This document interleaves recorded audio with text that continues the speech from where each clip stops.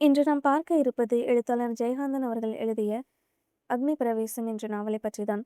ஒரு உடலுக்கு உடற்பயிற்சி எவ்வளவு முக்கியமானதாக இருக்கிறதோ, அதுபோல மனப்பயிற்சிக்கு புத்தக வாசிப்பு மிக மிக அவசியமானதாக இருக்கிறது. என் வாசிப்பை கேட்கும் அனைவரையும் ஒவ்வொரு கதையிலும் உள்ள கதாபாத்திரங்களாகவே மாறி பயணிக்க அழைக்கிறேன். மத்தியானத்திலிருந்தே விட்டுவிட்டு மழை பெய்து கொண்டிருக்கிறது. மாலையில் அந்த பெண்கள் கல்லூரியின் முன்னே உள்ள பஸ் ஸ்டாண்டில் வானவில்லை போல் வர்ணஜாலம் காட்டி மாணவிகளின் வரிசை ஒன்று பஸ்ஸுக்காக காத்து நின்று கொண்டிருக்கிறது. கார் வசதி படைத்த மாணவிகள் சிலர் அந்த வரிசையின் அருகே கார்களை நிறுத்தி தங்கள் நெருங்கிய சிநேகிதிகளை ஏற்றிக்கொண்டு செல்கின்றனர். வழக்கமாக கல்லூரி பஸ்ஸில் செல்லும் மாணவிகளை ஏற்றிக்கொண்டு அந்த சாம்பல் நிற வேனும் விரைகிறது. அரை மணி நேரத்திற்கு அங்கே ஹாரன்களின் சத்தமும் குளிரில் விரைத்த மாணவிகளின் கீச்சுக்குரல் பேச்சும் சிரிப்பொலியும் மழையின் பேரிரைச்சலோடு கலந்தொலித்து தேய்ந்து அடங்கி போன பின் 5:30 மணிக்கு மேல் 20க்கும் குறைவான மாணவிகளின் கும்பல் அந்த பஸ் ஸ்டாண்ட் மரத்தடியில் கொட்டும் மழையில் 10-12 குடைகளின் கீழே கட்டிப்பிடித்து நெருக்கி அடித்து கொண்டு நின்றிருக்கிறது. நகரின் நடுவில் ஜன நடமாட்டம் அதிகமில்லாத மரங்கள் அடர்ந்த தோட்டங்களின் மத்தியில் பங்களாக்கள் மட்டுமே உள்ள அந்த சாலையில் மழைக்கு ஒதுங்க இடமில்லாமல் மேலாடை கொண்டு போர்த்தி மார்போடு இறுக அனைத்த புத்தகங்களும் மழையில் நனைந்து விடாமல் உயர்த்தி முழங்காலுக்கிடையே செருகிய புடவை கொசுவங்களோடு அந்த மாணவிகள் வெகு நேரமாய் தத்தம் பஸ்களை நோக்கி நின்றிருக்கின்றனர். வீதியின் மறுகோடியில் பஸ் வருகின்ற சப்தம் நரநரவென்று கேட்கிறது. ஏய், பஸ் இஸ் கம்மிங் என்று ஏக காலத்தில் பல குரல்கள் ஒலிக்கின்றன. வீதியில் தேங்கி நின்ற மழைநீரை இருபுறமும் வாரி இழைத்து கொண்டு அந்த டீலர்ஸ் அநாகரிகம் வந்து நிற்கிறது. பாய் பாய், see you. அந்த கும்பலில் பாதியை எடுத்து விழுங்கி கொண்டு ஏப்பம் இடுவது போல் சிறுமி நகர்கிறது அந்த பஸ். பஸ் ஸ்டாண்டில் 10-12 மாணவிகள் மட்டுமே நின்றிருக்கின்றனர். மழைக்காலம் ஆதலால் நேரத்தோடே பொழுது இருண்டு வருகிறது. வீதியில் மழை கோட்டணிந்த ஒரு சைக்கிள் ரிக்ஷாக்காரன் குறுக்கே வந்து அலட்சியமாக நின்றுவிட்ட ஒரு அனாதை மாட்டுக்காக தொண்டை கம்பி போன மணியை முழக்கிக் கொண்டு வேகமாய் வந்தும் அது ஒதுங்காததால் அங்கே பெண்கள் இருப்பதையும் லட்சியப்படுத்தாது அசிங்கமாக திட்டிக் கொண்டே செல்கிறான். அவன் வெகு தூரம் சென்ற பிறகு அவனது வசைமொழியை ரசித்த பெண்களின் கும்பல் அதை நினைத்து நினைத்து சிரித்து அடங்குகிறது. அதன் பிறகு வெகு நேரம் வரை அந்த தெருவில் சுவாரஸ்யம் ஏதுமில்லை. எரிச்சல் தரத்தக்க அமைதியில் மனம் சலித்து போன அவர்களின் கால்கள் ஈரத்தில் நின்று நின்று கடுக்க ஆரம்பித்து விட்டன. பஸ்ஸை காணோம். அந்த அனாதை மாடு மட்டும் இன்னும் நடுத்தருவிலேயே நின்றிருக்கிறது. அது காளை மாடு, கிழமாடு. கொம்புகளில் ஒன்று அதன் நெற்றியின் மீது விழுந்து தொங்குகிறது. மழை நீர் முதுகின் மீது விழுந்து விழுது முத்து முத்தாய் தெரித்து அதன் பழுப்பு நிற வயிற்றின் இரு மருங்கிலும் கரிய கோடுகளாய் வழிகிறது. அடிக்கடி அதன் உடலில் ஏதேனும் ஒரு பகுதி, அநேகமாக வலது தொடைக்கு மேல் பகுதி, குளிரில் வெடவெடுத்து சிலிர்த்து துடிக்கிறது. எவ்வளவு நாள் இந்த கிழட்டு மாட்டையை ரசித்து கொண்டிருப்பது? ஒரு பெருமூச்சுடன் அந்த கும்பலில் எல்லா விதங்களிலும் விதிவிலக்காய் நின்றிருந்த அந்த சிறுமி தலை நிமிர்ந்து பார்க்கிறாள். வீதியின் மறுகோடியில் பஸ் வருகின்ற சப்தம் நரநரவென்று கேட்கிறது. பஸ் வந்து நிற்பதற்காக இடம் தந்து ஒதுங்கி அந்த மாடு வீதியின் குறுக்காக சாவதானமாய் நடந்து மாணவிகள் நிற்கும் பிளாட்பாரத்து அருகே நெருங்கி தனக்கும் சிறிது இடம் கேட்பது போல் தயங்கி நிற்கிறது. ஏய், இட் இஸ் மை பஸ். அந்த கூட்டத்திலேயே வயதில் மூத்தவளான ஒருத்தி சின்ன குழந்தை மாதிரி குதிக்கிறாள். பாய் பாய், டாட்டா. கும்பலை ஏற்றிக்கொண்டு அந்த பஸ் நகர்ந்த பிறகு பிளாட்பாரத்தில் 2 மாணவிகள் மட்டுமே நிற்கின்றனர். அதில் ஒருத்தி அந்த சிறுமி, மற்றொருத்தி பெரியவள், இன்றைய பெரும்பாலான சராசரி காலேஜ் ரகம். அவள் மட்டுமே குடை வைத்திருக்கிறாள். அவளது கருணையில் அந்த சிறுமி ஒதுங்கி நிற்கிறாள். சிறுமியை பார்த்தால் கல்லூரியில் படிப்பவளாகவே தோன்றவில்லை. ஹைஸ்கூல் மாணவி போன்ற தோற்றம். அவளது தோற்றத்தில் இருந்தே அவள் வசதி படைத்த குடும்ப பெண் அல்ல என்று சொல்லிவிட முடியும். ஒரு பச்சை நிற பாவாடை, கலர் மேட்சே இல்லாத அவள் தாயாரின் புடவையில் கிழித்த சாயம் போய் இன்ன நிறம் என்று சொல்ல முடியாத ஒரு வகை சிவப்பு நிற தாவணி, கழுத்தில் நூலில் கோத்து பிரஸ் பட்டன் வைத்து தேய்த்த ஒரு கருப்பு மணி மாலை, காதில் கிளாவர் வடிவத்தில் எண்ணெய் இறங்குவதற்காகவே கல் வைத்து இழைத்த கம்மல், அதிலும் ஒரு கல்லை காணோம். இந்த முகத்திற்கு நகைகளே வேண்டாம் என்பது போல் சுடர் விட்டு பிரகாசித்து புரண்டு புரண்டு மின்னுகின்ற கரைபடியாத குழந்தை கண்கள் அவளை பார்க்கின்ற யாருக்கும் எளிமையாக அரும்பி உலகின் விலை உயர்ந்த எத்தனையோ பொருள்களுக்கு இல்லாத எழிலோடு திகழும் புதிதாய் மலர்ந்துள்ள ஒரு புஷ்பத்தின் நினைவே வரும்.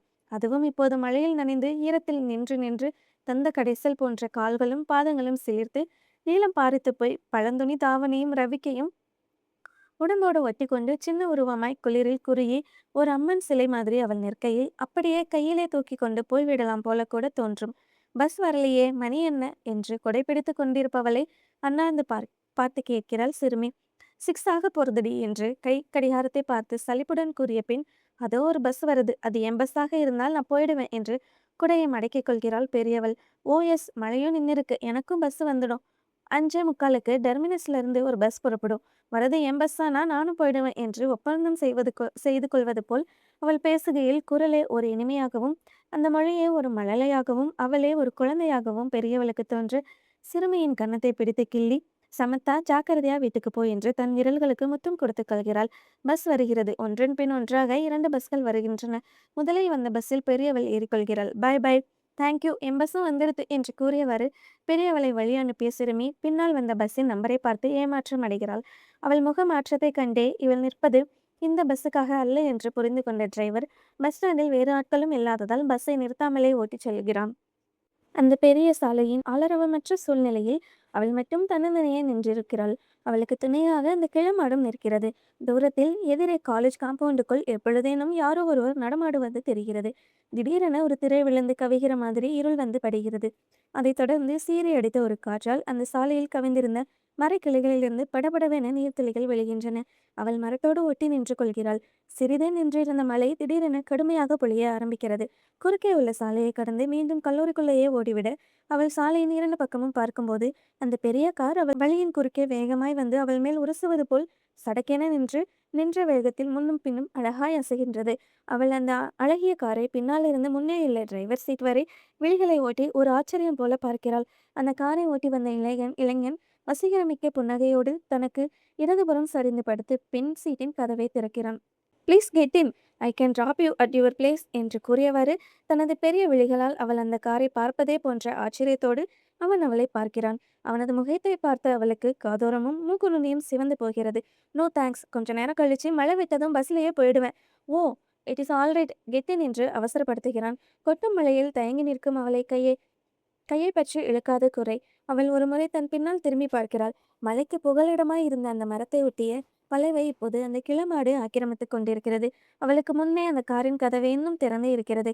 தனக்காக திறக்கப்பட்டிருக்கும் அந்த கதவின் வழியே மழைநீர் உள்ளே சாரலாய் வீசுவதை பார்த்து அவள் அந்த கதவை மூடும்போது அவள் கையின் மீது அவனது கையை அவசரமாக விழுந்து பதனமாக அழுந்துகையில் அவள் பதறிப்போய் கையை எடுத்துக்கொள்கிறாள். அவன் முகத்தை அவள் ஏறிட்டு பார்க்கிறாள். அவன்தான் எந்தமாய் அழகொழுக சிரிக்கிறான். இப்போது அவனும் காரிலிருந்து வெளியே வந்து அவளோடு மழையில் நனைந்தவாறு நிற்கிறானே. கெட்டின். இப்போது அந்த அழைப்பை அவளால் மறுக்க முடியவில்லையே. அவள் உள்ளே ஏறியதும் அவன் கை அவளை சிறைப்பிடித்ததே போன்ற எக்களிப்பில் கதவை அடித்து சாத்துகிறது. அலையில் மிதப்பது போல் சாலையில் வழுக்கிக் கொண்டு அந்த கார் விரைகிறது. அவளது விழிகள் காருக்குள் அலைகின்றன. காரின் உள்ளே கண்ணுக்கு குளிர்ச்சியாய் அந்த வெளிரிய நீல நிற சூழல் கனவு மாதிரி மயங்குகிறது. இத்தனை நேரமாய் மழையின் குளிரில் நின்றிருந்த உடம்புக்கு காருக்குள் நிலவிய வெப்பம் இதமாக இருக்கிறது. இந்த கார் தரையில் ஓடுகிற மாதிரியே தெரியவில்லை. பூமிக்கு ஒரு அடி உயரத்தில் நீந்துவது போல் இருக்கிறது. சீட்டெல்லாம் எவ்வளவு அகலமா இருக்கு, தாராளமா ஒருத்தர் படுத்துக்கலாம் என்ற நினைப்பு வந்ததும் தான் ஒரு மூலையில் மார்போடு தழுவிய புத்தக கட்டுடன் முடங்கி உட்கார்ந்திருப்பது அவளுக்கு ரொம்ப அநாகரிகமாக தோன்றுகிறது. புத்தக அடுக்கையும் அந்த சிறிய டிஃபன் பாக்ஸையும் சீட்டிலேயே ஒரு பக்கம் வைத்த பின்னர் நன்றாகவே நகர்ந்து கம்பீரமாக உட்கார்ந்து கொள்கிறாள். இந்த காரே ஒரு வீடு மாதிரி இருக்கு. இப்படி ஒரு கார் இருந்தா வீடே வேண்டாம். இவருக்கும் ஒரு வீடு இருக்கும் இல்லையா? காரே இப்படி இருந்தா இந்த காரின் சொந்தக்காரரோட வீடு எப்படி இருக்கும்? பெருசா இருக்கும், அரண்மனை மாதிரி இருக்கும். அங்க யாரெல்லாமோ இருப்பா. இவர் யாருன்னே எனக்கு தெரியாது. ஹை, இது என்ன நடுவுல 2 சீட்டுக்கும் மத்தியில இழுத்தா மேஜை மாதிரி வருது. இது மேல புஸ்தகத்தை வச்சுட்டு படிக்கலாம், எழுதலாம். இல்லைன்னா இந்த பக்கம் ஒருத்தர் அந்த பக்கம் ஒருத்தர் தலையை வச்சுட்டு ஜம்முன்னு படுத்துக்கலாம். இந்த சின்ன விளக்கு எவ்வளவு அழகா இருக்கு. தாமரை மொட்டு மாதிரி இருக்கு. அல்லி மொட்டு மாதிரி. இதை எறி விட்டு பார்க்கலாமா? சி, இவர் கோவித்து கொண்டார்னா அதுக்கு கீழே இருக்கு பாரு சுவிட்ச். அவன் காரை ஓட்டியவாறு முன்பிருந்த சிறிய கண்ணாடியில் அவளை பார்த்து ஒரு புன்முறுவலோடு கூறுகிறான். அவள் அந்த சுவிட்சை போட்டு அந்த விளக்கு எரிகிற அழகை ரசித்து பார்க்கிறாள். பின்னர் பவரை வேஸ்ட் பண்ணப்படாது என்ற சிக்கன உணர்வோடு விளக்கை நிறுத்துகிறாள். பிறகு தன்னையே ஒரு முறை பார்த்து தலையிலிருந்து விழுகின்ற நீரை 2 கைகளினாலும் வலித்து விட்டு கொள்கிறாள். இன்னைக்கு என்ன போய் இந்த தர்த்தனம் பிடிச்ச தாவணியை போட்டுன்னு வந்திருக்கேனே என்று மனதிற்குள் சலித்து கொண்டே தாவணியின் தலைப்பை பிழிந்து கொண்டிருக்கையில் அவன் இடது கையால் ஸ்டைரிங்கிற்கு பக்கத்தில் இருந்த பெட்டி போன்ற அறையின் கதவை திறந்து டப் என்ற சப்தத்தில் அவள் தலை நிமிர்ந்து பார்க்கிறாள். அட, கதவு திறந்த உடனே உள்ள இருந்து ஒரு சிவப்பு பல்ப் எறிகிறது. ஒரு சிறிய டர்க்கி டவலை எடுத்து பின்னால் அவளிடம் நீட்டுகிறான். தேங்க்ஸ். அந்த டவலை வாங்கி தலையையும் முழங்கையையும் துடைத்து கொண்டு முகத்தை துடைக்கையில், அப்பா, என்ன வாசனை! சுகமாக முகத்தை அதில் அழுந்து புதைத்துக் கொள்கிறாள். ஒரு திருப்பத்தில் அந்த கார் வலிந்து திரும்புகையில் அவள் ஒரு பக்கம் அம்மா என்று கூவி சரிய சீட்டின் மீது இருந்த புத்தகங்களும் மற்றொரு பக்கம் சரிந்து அந்த வட்ட வடிவமான சின்னஞ்சிறு எவர்சில்வர் டிஃபன் பாக்ஸும் ஒரு பக்கம் உருளுகிறது. சாரி என்று சிரித்தவாறே அவளை ஒருமுறை திரும்பி பார்த்த பின் காரை மெதுவாக ஓட்டுகிறான் அவன். தான் பயந்து போய் அலறியதற்காக வெட்கத்துடன் சிரித்தவாறே இணைந்து கிடக்கும் புத்தகங்களை சேகரித்துக் கொண்டு எழுந்து அமர்கிறாள் அவள். ஜன்னல் கண்ணாடியினுடைய வெளியே பார்க்கையில் கண்களுக்கு ஒன்றுமே புலப்படவில்லை. கண்ணாடியின் மீது புகை படர்ந்தது போல் படிந்திருந்த நீர்த்திவலையை அவள் தனது தாவணியின் தலைப்பால் துடைத்துவிட்டு வெளியே பார்க்கிறாள். தெருவெங்கும் விளக்குகள் எரிகின்றன. பிரகாசமாக அலங்கரிக்கப்பட்ட கடைகளின் நிழல்கள் தெருவில் உள்ள மழைநீரை பிரதிபலித்து கண்களை பறிக்கின்றன. பூலோகத்துக்கு கீழே இன்னொரு உலகம் இருக்கிறதாமே, அது மாதிரி தெரிகிறது. இதென்ன கார் இந்த தெருவில் போகிறது? ஓ, எங்க வீடு அங்கே இருக்கு என்று அவள் உதடுகள் மெதுவாக முனகி அசைகின்றன. இருக்கட்டுமே, யார் இல்லைனா என்று அவனும் முனகிக் கொண்டே அவளை பார்த்து சிரிக்கிறான். என்னடி இது வம்பா போச்சு என்று அவள் தன் கைகளை பிசைந்து கொண்ட போதிலும் அவன் தன்னை பார்க்கும்போது அவனது திருப்திக்காக புன்னகை பூக்கிறாள். கார் போய்க்கொண்டே இருக்கிறது.